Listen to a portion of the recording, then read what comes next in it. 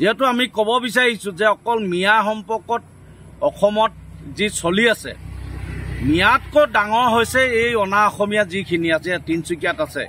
এইসকলে আজি আমাৰ এজন খিলঞ্জীয়া আৰক্ষী বিষয়াক তেওঁলোকে মাৰপিট কৰিবলৈ তেওঁলোকে আগবাঢ়ি গৈছে। আৰু এই ক্ষেত্ৰত মুখ্যমন্ত্ৰীয়ে নিমাত হৈ আছে।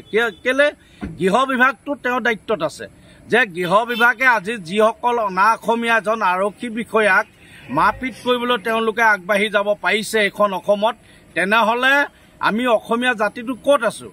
আমি সেইকাৰণে অসমীয়া যুৱ মঞ্চত আমি সকীয়াই দিছোঁ যে যিসকল অনা অসমীয়া এনেকুৱা কামত লিপ্ত হ'ব বিচাৰিছে এইসকলক অতি সোনকালে গ্ৰেপ্তাৰ কৰিব লাগে, তেওঁলোকক শাস্তি প্ৰদান কৰিব লাগে। লগতে আমি ক'ব বিচাৰিছোঁ গুৱাহাটীত যিখন GMC আপোনালোকে কাণ্ডটো আপোনালোকে নিশ্চয় যে এটা শিশু মৃত্যু হৈ গ'ল।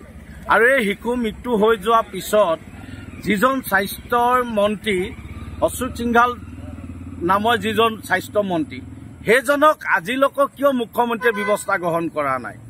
যে এজন শিশু মৃত্যু হৈ যোৱাৰ পিছত আৰু আজি নাৰ্ছবিলাকে বিষয়াবিলাকক বাৰে বাৰে আপত্তি কৰি আহিছে যে আমাৰ ইয়াত নিযুক্তি দিব লাগে, আমাৰ মানুহ কম হৈছে বুলি।